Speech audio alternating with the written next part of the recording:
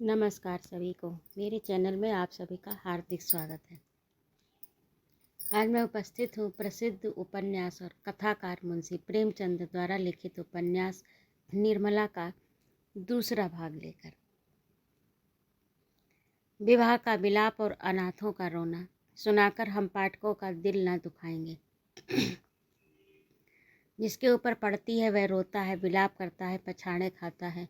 ये कोई नई बात नहीं है। हाँ, अगर आप चाहें तो कल्याणी की घोर मानसिक यातना का अनुभव कर सकते हैं, जो उसे इस विचार से हो रही थी कि मैं ही अपने प्राणाधार की घातिका हूँ।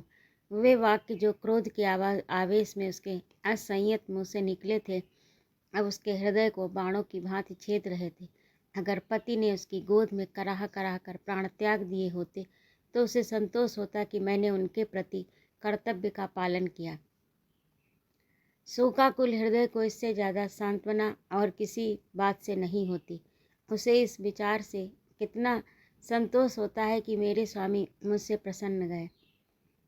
अंतिम समय तक उनके हृदय में मेरा प्रेम बना रहा। कल्याणी को ये संतोष न था। मैं सोचती थी, हाँ, मेरी 25 बरस की तपस्या निष्फल हो गई। मैं अंत समय अपने प्राणपति के प्रेम से वंचित हो गई। अगर मैंने उन्हें ऐसे कठोर शब्द न कहे होते तो वह कदापि रात को घर से न जाते। न जाने उनके मन में क्या क्या विचार आए होंगे। उनके मनोभावों की कल्पना करके और अपने अपराध को बढ़ा चढ़ाकर वह आठों पहर कुढ़ती रहती थी। जिन बच्चों पर वह प्राण देती थी अब उनकी सूरत से चिढ़ती। इन्हीं के कारण मुझे अपने स्वामी से रार मोल लेनी पड़ी। यही मेरे शत्रु हैं। जहाँ आठों पहर कचहरी सी लगी रहती थी वहाँ अब खाक उड़ती। वह मेला ही उठ गया। जब खिलाने वाला ही न रहा तो खाने वाले कैसे पड़े रहते। धीरे धीरे 1 महीने के अंदर सभी भांजे भांजी विदा हो गए। 1 महीने के अंदर सभी भांजे भतीजे विदा हो गए। जिनका दावा था कि हम पानी की जगह खून बहाने वालों में हैं, वे ऐसा सरपट भागे कि पीछे फिरकर भी न देखा। दुनिया ही दूसरी हो गई। जिन बच्चों को देखकर प्यार करने को जी चाहता था उनके चेहरे पर अब मक्खियाँ भिनभिनाती थीं। न जाने वह कांति कहाँ चली गई। शोक का आवेग कम हुआ तो निर्मला के विवाह की समस्या उपस्थित हुई। कुछ लोगों की सलाह हुई कि विवाह इस साल रोक दिया जाए, लेकिन कल्याणी ने कहा, इतनी तैयारियों के बाद विवाह को रोक देने से सबकी यह धरा मिट्टी में मिल जाएगा। दूसरे साल फिर यही तैयारियां करनी पड़ेंगी, जिसकी कोई आशा नहीं। विवाह कर देना ही अच्छा है। कुछ लेना देना तो है ही नहीं। बारातियों के सेवा सत्कार का काफ़ी सामान हो चुका है। विलम्ब करने में हानि ही हानि है। अतएव महाशय भालचंद्र को शोक सूचना के साथ ये संदेश भी भेज दिया गया। कल्याणी ने अपने पत्र में लिखा है, सनातनी पर दया कीजिए, डूबती हुई नाव को पार लगाइए। स्वामी जी के मन में बड़ी बड़ी कामनाएं थी, किंतु ईश्वर को कुछ और ही मंजूर था। अब मेरी लाज आपके हाथ में है। कन्या आपकी हो चुकी है। मैं लोगों के सेवा सत्कार करने को अपना सौभाग्य समझती हूँ, लेकिन यदि इसमें कुछ कमी हो, कुछ त्रुटि पड़े तो मेरी दशा का विचार करके क्षमा कीजिएगा। मुझे विश्वास है कि आप इस अनाथनी की निंदा न होने देंगे। आदि आदि। कल्याणी ने यह पत्र डाक से न भेजा, बल्कि पुरोहित से कहा, आपको कष्ट तो होगा, पर आप स्वयं जाकर ये पत्र दीजिए और मेरी ओर से बहुत विनय के साथ कहिएगा, जितने कम आदमी आए उतना ही अच्छा। यहाँ कोई प्रबंध करने वाला नहीं है। पुरोहित मोटेराम ये संदेश लेकर तीसरे दिन लखनऊ जा पहुँचे। संध्या का समय था। बाबू भालचंद्र दीवान खाने के सामने आराम कुर्सी पर नंग धड़ंग लेटे हुए हुक्का पी रहे थे। बहुत ही स्थूल ऊंचे कद के आदमी थे। ऐसा मालूम होता था कि काला देव है। यह कोई हबशी अफ्रीका से पकड़ कर आया है। सिर से पैर तक एक ही रंग था, काला। चेहरा इतना स्याह कि मालूम न होता था कि माथे का अंत कहाँ है और सिर का प्रारंभ कहाँ है। बस कोयले की एक सजीव मूर्ति थी। आपको गर्मी बहुत सताती थी। 2 आदमी खड़े पंखा झल रहे थे, उस पर भी पसीने का तार बंधा हुआ था। आप आबकारी विभाग में ऊंचे ओहदे पर थे। 500 रुपये वेतन मिलता था। ठेकेदारों से खूब रिश्वत लेते थे। ठेकेदार शराब के नाम पानी बेचे। 24 घंटे दुकान खुली रखें। आपको केवल खुश रखना काफ़ी था। सारा कानून आपकी खुशी थी। इतनी भयंकर मूर्ति थी कि चांदनी रात में लोग उन्हें देखकर सहसा चौंक पड़ते थे। बालक और स्त्रियां ही नहीं, पुरुष तक सहम जाते। चांदनी रात इसलिए कहा गया है कि अंधेरी रात में तो उन्हें कोई देख ही न सकता था। श्यामलता अंधकार में विलीन हो जाती। केवल आंखों का रंग लाल था। जैसे पक्का मुसलमान 5 बार नमाज पढ़ता है, वैसे आप भी 5 बार शराब पीते थे। मुफ्त की शराब तो काजी को हलाल है, फिर आप तो शराब के अफसर ही थे। जितनी चाहे पिए, कोई हाथ पकड़ने वाला नहीं था। जब प्यास लगती शराब पी लेते। जैसे कुछ रंगों में परस्पर सहानुभूति है, उसी तरह कुछ रंगों में परस्पर विरोध है। लालिमा के संयोग से कालिमा और भी भयंकर हो जाती है। बाबू साहब ने पंडित जी को देखते ही कुर्सी से उठकर कहा, आखा आप आए हैं, आइए आइए, धन्य भाग। अरे कोई है? कहाँ चले गए सबके सब? झगड़ू, गुरदीन, छकौड़ी, भवानी, राम गुलाम कोई है क्या? सबके सब मर गए। चलो राम गुलाम, भवानी, छकौड़ी, गुरदीन, झगड़ू कोई नहीं बोलता, सब मर गए। दर्जन भर आदमी है, मौके पर एक की भी सूरत नहीं नजर आती। न जाने सब कहाँ गायब हो जाते हैं। आपके वास्ते कुर्सी लाओ। बाबू साहब ने ये 5 नाम कई बार दोहराए, लेकिन यह ना हुआ कि पंखा झलने वाले दोनों आदमियों में से किसी को कुर्सी लाने को भेज देते। 3-4 मिनट के बाद एक काना आदमी खांसता हुआ आकर बोला, सरकार इतना की नौकरी हमार कीन न होई। कहाँ तक उधार बाड़ी ले ले खाई, मांगत मांगत थेथर हो गए। भाल बको मत, जाकर कुर्सी ले आओ। जब कोई काम करने की कहा गया तो रोने लगता है। कहिए पंडित जी, वहाँ सब कुशल है? मोटे राम, क्या कुशल कहूँ बाबूजी, अब कुशल कहाँ, सारा घर मिट्टी में मिल गया। इतने में कहार ने एक टूटा हुआ चीड़ का संदूक लाकर रख दिया। बोला, कुर्सी मेज हमारे उठाए नहीं उठत है। पंडित जी शर्माते हुए डरते डरते उस पर बैठे कि कहीं टूट न जाए। कल्याणी का पत्र बाबू साहब के हाथ में रख दिया। भाल अब और कैसे मिट्टी में मिलेगा, इससे बड़ी और कौन विपत्ति पड़ेगी। बाबू उदय भानु लाल से मेरी पुरानी दोस्ती थी। आदमी नहीं, हीरा था। क्या दिल था, क्या हिम्मत थी।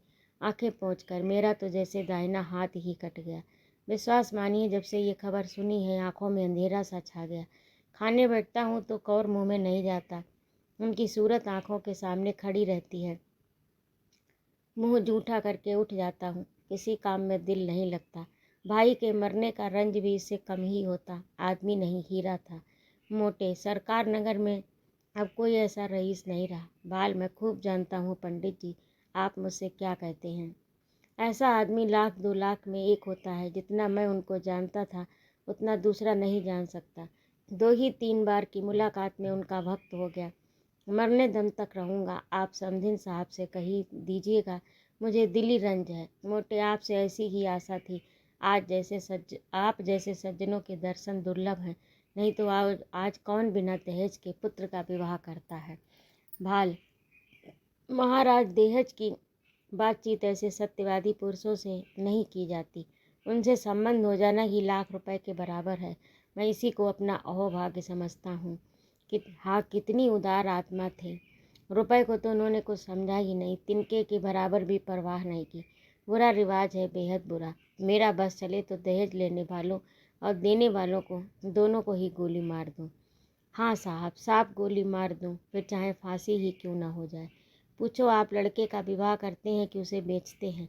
अगर आपको लड़के के शादी में दिल खोल कर खर्च करने का अरमान है तो शौक़ से खर्च कीजिए, लेकिन जो कुछ कीजिए अपने बल पर।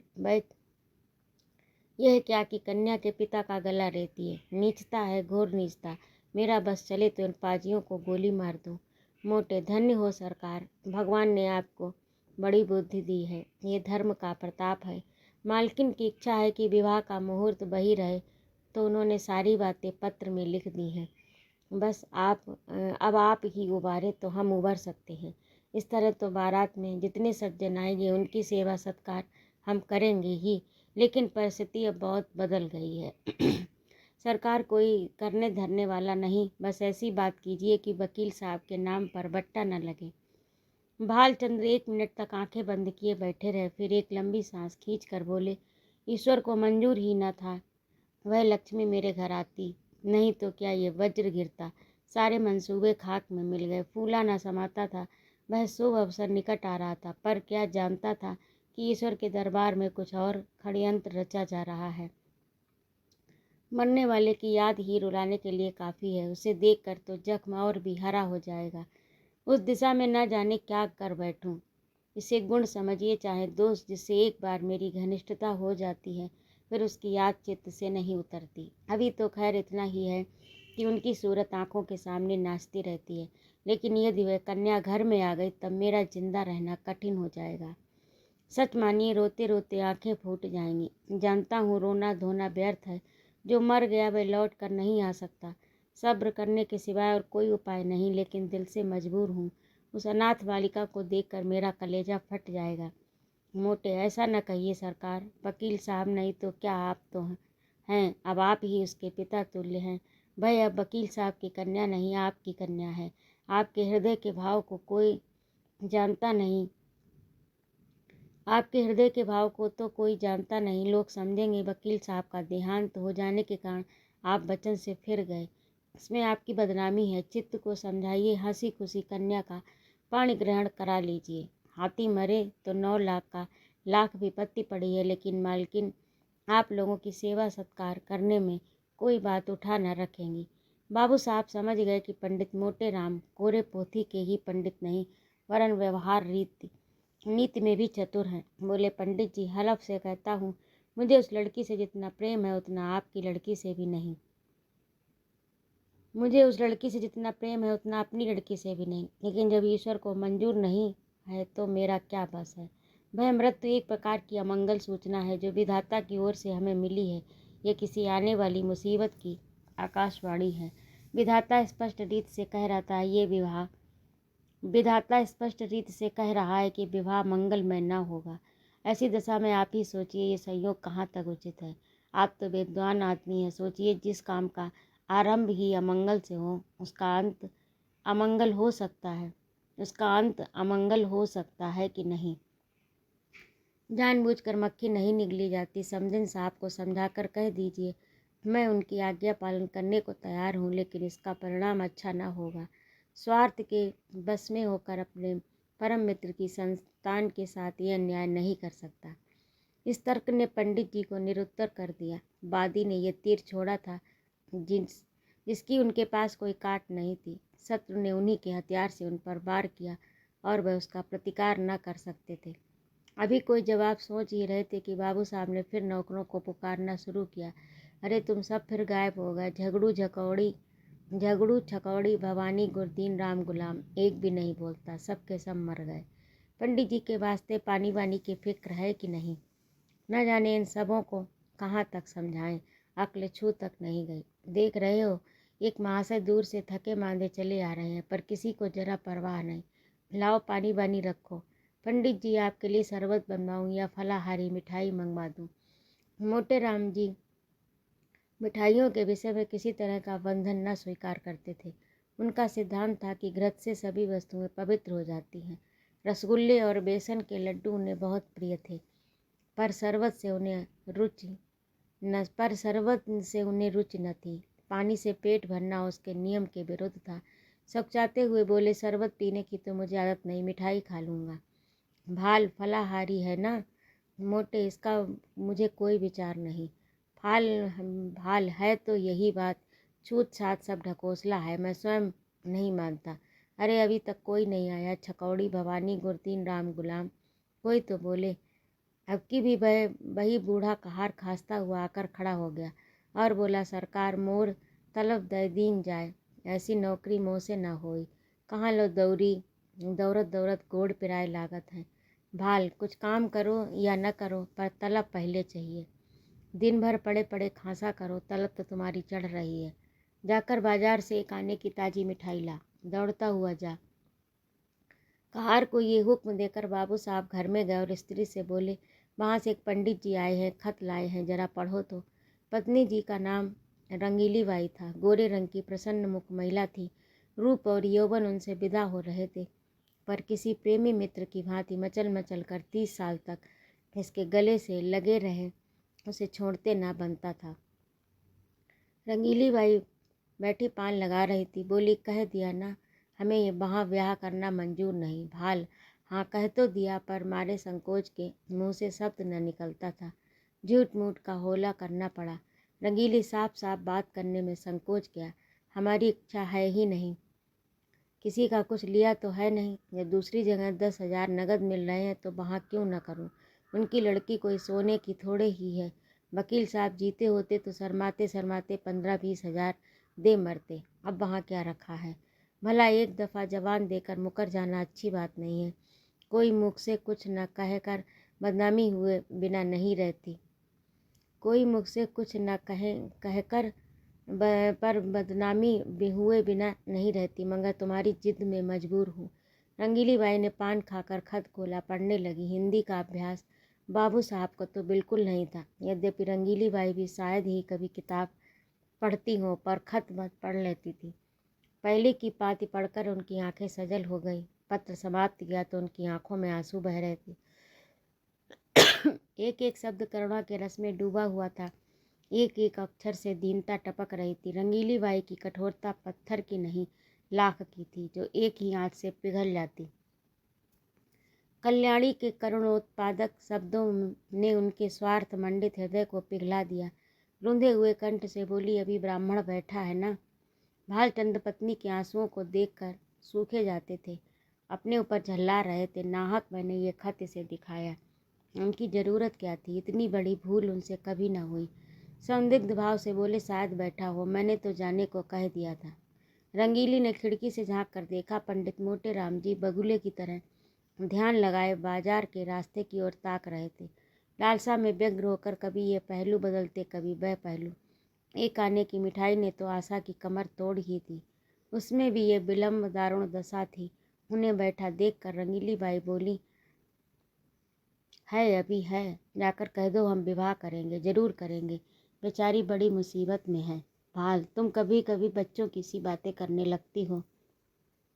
अभी उससे कह आया हूँ कि मुझे ब्याह करना मंजूर नहीं। एक लंबी चौड़ी भूमिका बांधनी पड़ी। अब जाकर ये संदेश कहूँगा तो वह अपने दिल में क्या कहेगा। जरा सोचो तो, ये शादी विवाह का मामला है, लड़कों का खेल नहीं। अभी एक बात तय की, अब पलट गए। भले आदमी की बात ना हुई, दिल लगी हुई। रंगीली, अच्छा तुम अपने मुंह से न कहो, उस ब्राह्मण को मेरे पास भेज दो। मैं इस तरह समझा दूंगी कि तुम्हारी बात भी रह जाएगी और मेरी भी। इसमें तो कोई तुम्हें आपत्ति नहीं। भाल, तुम अपने सिवा सारी दुनिया को नादान समझती हो। तुम कहो या मैं कहूँ, बात एक ही है। जो बात तय हो गई वह हो गई। अब मैं फिर नहीं उठाना चाहता। तुम ही तो बार बार कहती थी बहाना करूँगी। तुम्हारे ही कारण मुझे अपनी बात खोनी पड़ी। अब तुम रंग बदलती हो। ये तो मेरी छाती पर मूंग दलना है। आखिर तुम्हें कुछ तो मेरे मान अपमान पर विचार करना चाहिए। रंगीली, तो मुझे क्या मालूम कि विधवा की दशा इतनी दीनहीन है। तुम्ही ने तो कहा था उसने पति की सारी संपत्ति छिपा रखी है और अपनी गरीबी का ढोंग रचकर काम निकालना चाहती है। एक ही छठी औरत है। तुमने जो कहा वह मैंने मान लिया। भलाई करके बुराई करने में लज्जा और संकोच है। बुराई करके भलाई करने में कोई संकोच नहीं। अगर तुम हाँ कर आए होते तो मैं नहीं करने को कहती, तो तुम्हारा संकोच उचित था। नहीं करने के बाद हाँ करने में तो बड़प्पन है। भाल, तुम्हें बड़प्पन मालूम होता है, मुझे तो लुच्चापन ही मालूम होता है। फिर तुमने ये कैसे मान लिया कि मैंने वकीलाइन के विषय में जो बात कही थी वह झूठी थी। क्या ये पत्र देखकर तुम जैसी खुद सरल हो वैसे ही दूसरों को भी सरल समझती हो। रंगीली, इस पत्र में बनावट नहीं मालूम होती। बनावट की बात दिल में चुभती नहीं है, उसमें बनावट की गंध अवश्य रहती है। भाल, बनावट की बात तो ऐसे चुभती है कि सच्ची बात उसके सामने बिल्कुल फीकी मालूम होती है। ये किस्से कहानियाँ लिखने वाले, जिनकी किताबें पढ़ पढ़ कर तुम घंटों रोती हो, क्या सच्ची बातें लिखते हैं। सरासर झूठ का तुमार बांधते हैं। यह भी एक कला है। रंगीली, क्यों जी, तुम मुझसे भी उड़ते हो, दाई से पेट छिपाते हो। मैं तुम्हारी बातें मान जाती हूँ तो तुम समझते हो कि इसे चकमा दिया, मगर मैं तुम्हारी एक एक नस पहचानती हूँ। तुम अपना ऐब मेरे सिर मढ़कर खुद बेदाग बचना चाहते हो। बोलो, कुछ झूठ बोलती हूँ। जब वकील साहब जीते थे तो तुमने सोचा था ठहराव की ज़रूरत ही क्या है।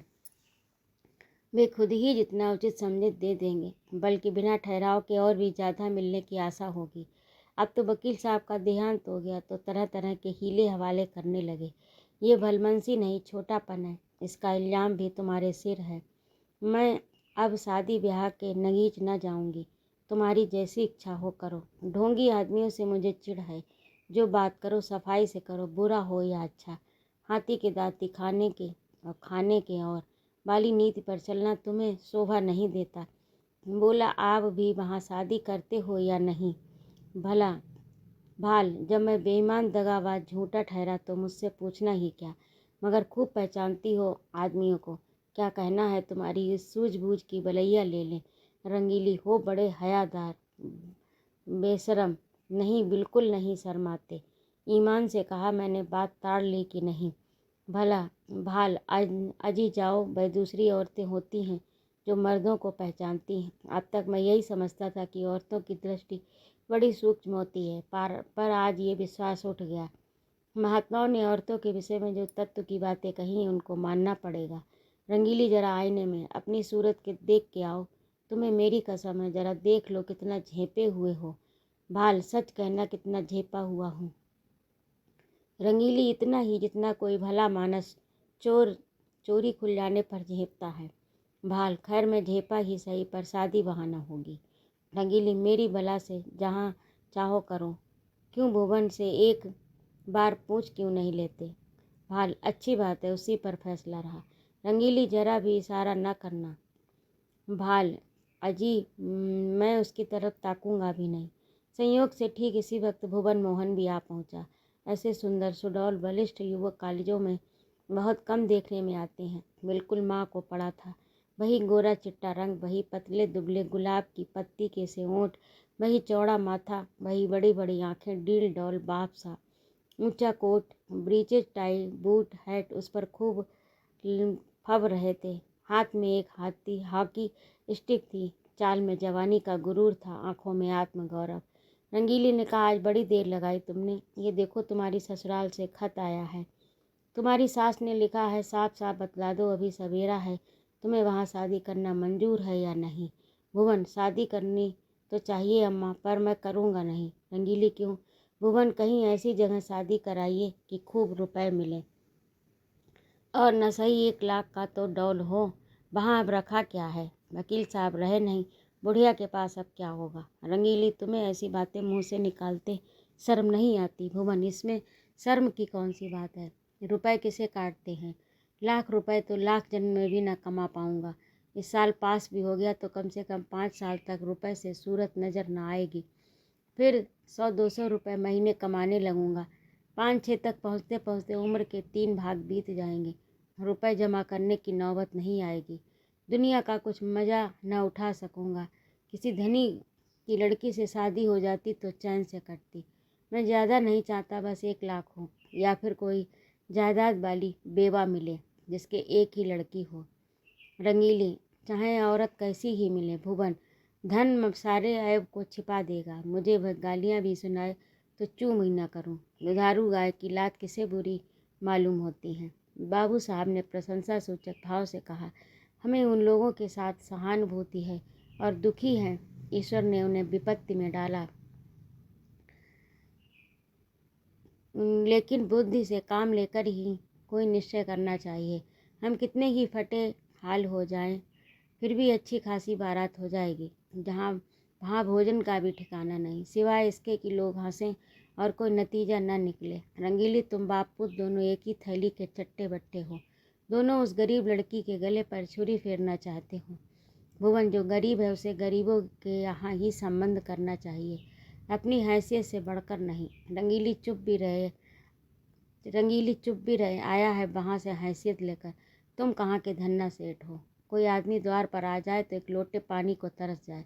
बड़े हैसियत वाले बने हो। ये कहकर रंगीली वहाँ से उठकर रसोई का प्रबंध करने चली गई। भुवन मोहन मुस्कुराता हुआ अपने कमरे में गया। बाबू साहब मूँछों पर ताव देकर बाहर आए और मोटे राम को अंतिम निश्चय सुना दें। पर उनका कहीं पता न था। मोटे राम कुछ देर तक तो कहार की राह देखते रहे। जब उसके आने में बहुत देर हुई तो उनसे बैठा न गया। सोचा यहाँ बैठे बैठे काम न चलेगा, कुछ उद्योग करना चाहिए। भाग्य के भरोसे यहाँ आड़ी किए बैठे रहें तो भूखों मर जाएं। यहाँ तुम्हारी दाल नहीं गलने की। चुपके से लकड़ी उठाई और जिधर वह कहार गया था उसी तरफ चले। बाजार थोड़ी दूर पर था। एक क्षण में जा पहुँचे। देखा तो बुढ़ा एक हलवाई की दुकान पर बैठा चिलम पी रहा था। उसे देखते ही आपने बड़ी बेतकल्लुफ़ी से कहा, अभी कुछ तैयार नहीं है क्या महरा? सरकार वहाँ बैठे बिगड़ रहे हैं कि जाकर सो गया या ताड़ी पीने लगा। मैंने कहा, सरकार ये बात नहीं है, बुढ़ा आदमी है, आते तो आएगा। बड़े विचित्र जीव हैं, न जाने इनके यहाँ नौकर कैसे टिकते हैं। कहार, मुझे छोड़कर आज तक कोई दूसरा टिका ही नहीं और न टिकेगा। साल भर से तलब नहीं मिली, किसी को तलब नहीं देते। यहाँ किसी से तलब मांगी तो लगे डांटने। बेचारा नौकरी छोड़कर भाग जाता। वे दोनों आदमी जो पंखा झल रहे थे सरकारी नौकर हैं। सरकार से 2 अर्दली मिले हैं ना, इसी से पड़े हुए हैं। मैं भी सोचता हूँ जैसा तेरा ताना बाना वैसी मेरी भरनी। इस साल कट गए, साल 2 साल इसी तरह कट जाएंगे। मोटे राम, तो तुम ही अकेले हो। नाम तो कई कहारों का लेते हैं, कहार। वह सब इन 2-3 महीनों के अंदर आए और छोड़ कर चले गए। ये अपना रौब जमाने को अभी तक उनका नाम जपा करते हैं। कहीं नौकरी दिलाइएगा तो चलूँ। मोटे राम, अजी बहुत नौकरी है, कहार तो आजकल ढूंढे नहीं मिलते। तुम तो पुराने आदमी हो, तुम्हारे लिए नौकरी की क्या कमी। यहाँ कोई ताज़ी चीज़। मुझसे कहने लगे, खिचड़ी बनाइएगा या बाटी लगाइएगा। मैंने कह दिया, सरकार बुढ़ा आदमी है, रात को उसे मेरा भोजन बनाने में कष्ट होगा, मैं कुछ बाजार से ही खा लूँगा। इसकी आप चिंता ना करें। बोले, अच्छी बात है, कहार आपको दुकान पर मिलेगा। बोलो साहजी, कुछ तरमाल है? लड्डू तो ताज़े मालूम होते हैं, तौल दो 1 सेर। आ जाऊं वहीं ऊपर ना। ये कहकर मोटेराम हलवाई की दुकान पर जा बैठे। तरमाल चखने लगे। खूब छक्कर खाया, 2.5-3 सेर चट कर गए। खाते जाते थे, हलवाई की तारीफ करते जाते थे। साहजी, तुम्हारी दुकान का जैसा नाम सुना था वैसा ही माल भी पाया। बनारस वाले ऐसे रसगुल्ले भी नहीं बना पाते। कलाकंद अच्छी बनाते हैं, पर तुम्हारी उनसे बुरी नहीं। माल डालने से अच्छी चीज़ नहीं बन जाती, विद्या चाहिए। हलवाई, कुछ और लीजिए महाराज, थोड़ी सी रबड़ी मेरी तरफ से लीजिए। मोटे राम, इच्छा तो नहीं है, लेकिन दे दो पाव भर। हलवाई, पाव भर क्या लीजिए, चीज़ अच्छी है, आज से ले लीजिए। खूब इच्छापूर्ण भोजन करके पंडित जी ने थोड़ी देर तक बाजार की सैर की। 9 बजते बजते मकान पर आए। यहाँ सन्नाटा छाया हुआ था। एक लालटेन जल रही थी। अपने चबूतरे पर बिस्तर जमाया और सो गए। सवेरे अपने नियमानुसार कोई 8 बजे उठे तो देखा कि बाबू साहब टहल रहे हैं। इन्हें जगह देखकर वह पालागन कर बोले, महाराज आज रात कहाँ चले गए? मैं बड़ी रात तक आपकी राह देखता रहा। भोजन का सब सामान बड़ी देर तक रखा रहा। जब आप आए नहीं तो रखवा दिया गया। आपने कुछ भोजन किया था या नहीं? मोटे, हलवाई की दुकान में कुछ खा आया था। भाल, आज पूरी मिठाई में वह आनंद कहाँ जो बाटी और दाल में है। 10-12 आने खर्च हो गए होंगे, फिर भी पेट न भरा होगा। आप मेरे मेहमान हैं, जितने पैसे लगे हों ले लीजिएगा। मोटे, आप ही के हलवाई की दुकान पर खाया था, वह जो नुक्कड़ पर बैठता है। तो ये था आज का भाग। आपको कैसा लगा कमेंट करके अवश्य बताइएगा। और यदि आपको मेरा कहानी सुनाना अच्छा लगता हो तो कृपया